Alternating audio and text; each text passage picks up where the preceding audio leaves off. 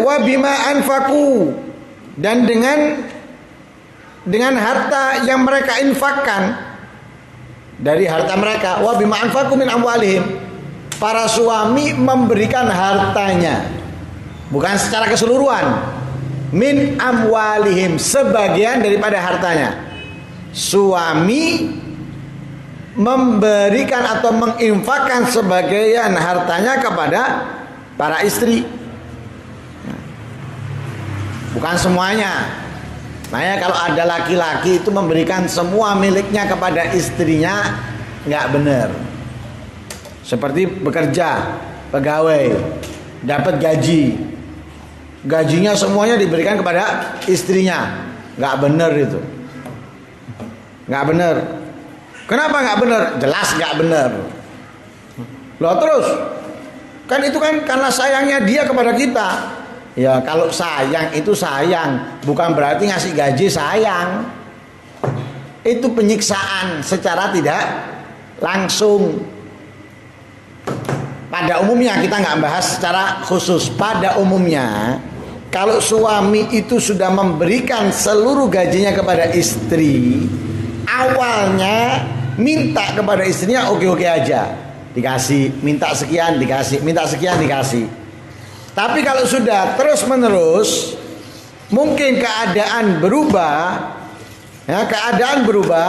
akhirnya mulai istri tidak memberikan kepada suaminya, mulai melarang. Nah pertanyaannya, lah uangnya siapa? Uangnya suami, dititipkan ke istrinya, istilahnya seperti itu.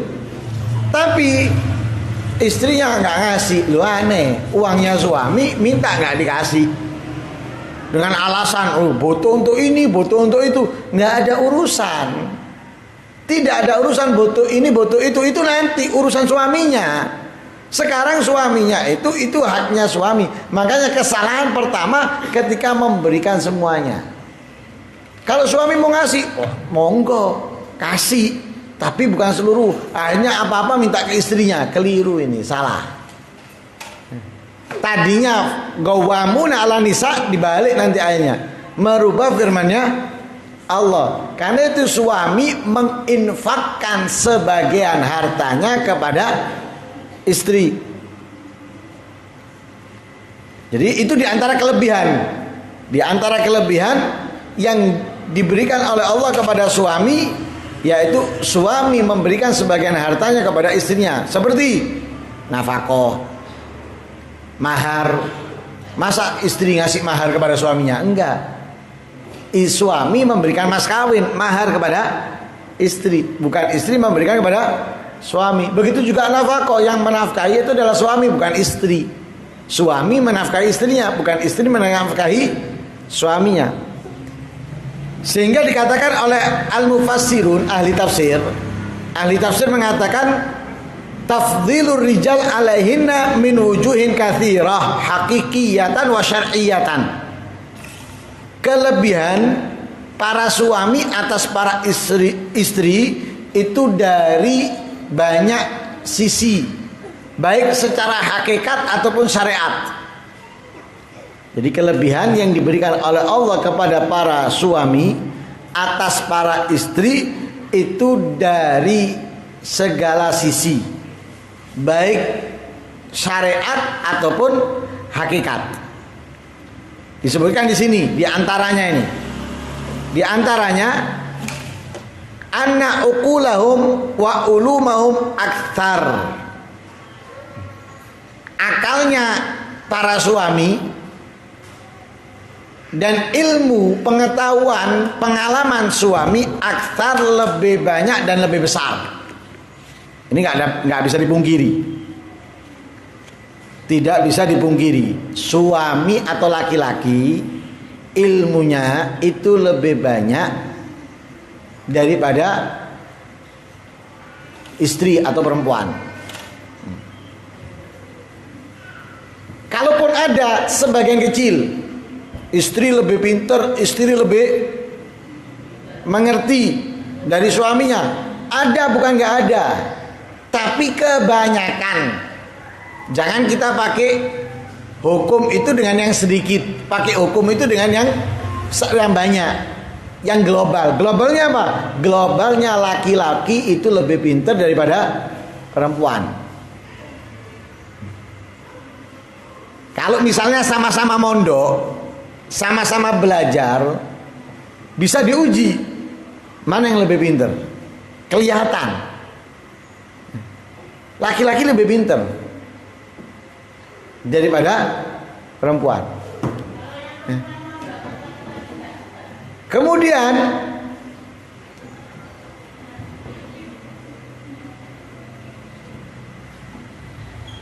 kalaupun yang perempuan itu mondok, laki tidak, tapi akalnya laki-laki masih lebih hebat daripada akalnya perempuan.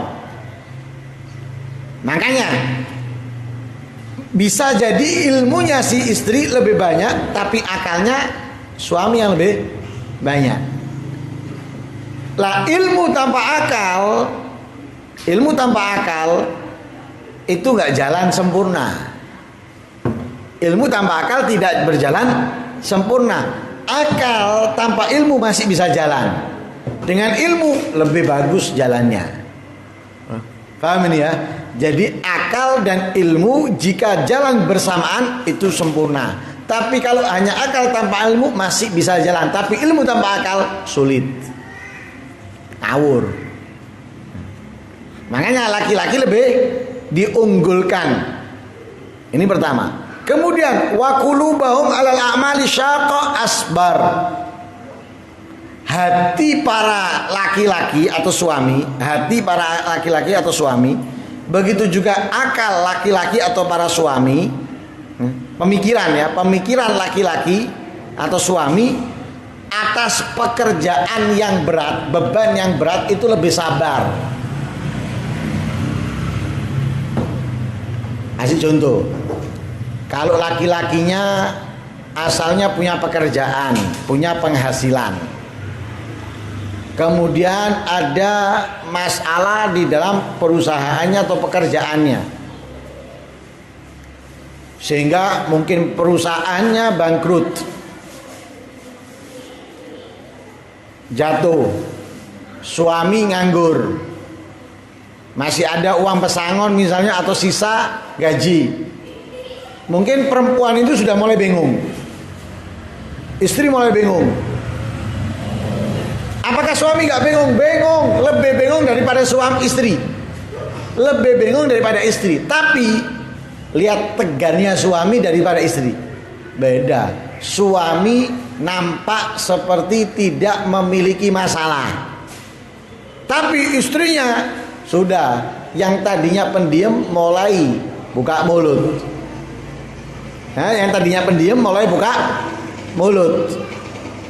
Jadi ibarat burung itu mulai enak panganane, akhirnya mulai iso ngoceh, mulai iso ngerowen. Tambah parah, habis keuangannya. Wah, ibarat burung itu sudah lihai untuk mengikut tanding menang, ngoceh tuh. Ini untuk itu dan lain sebagainya, macam-macam.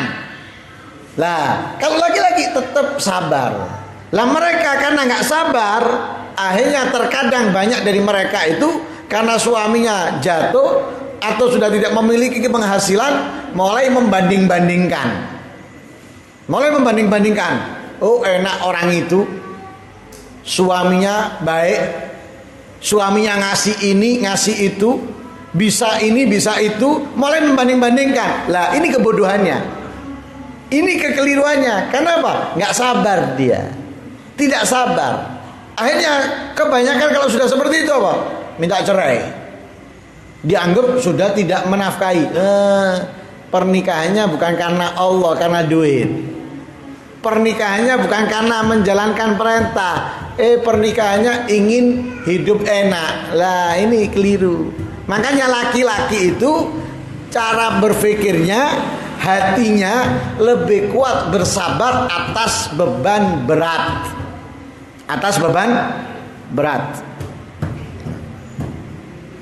Dan masih banyak lagi tentunya. Nah, kalau kita sebutkan satu persatu di sini wakeh.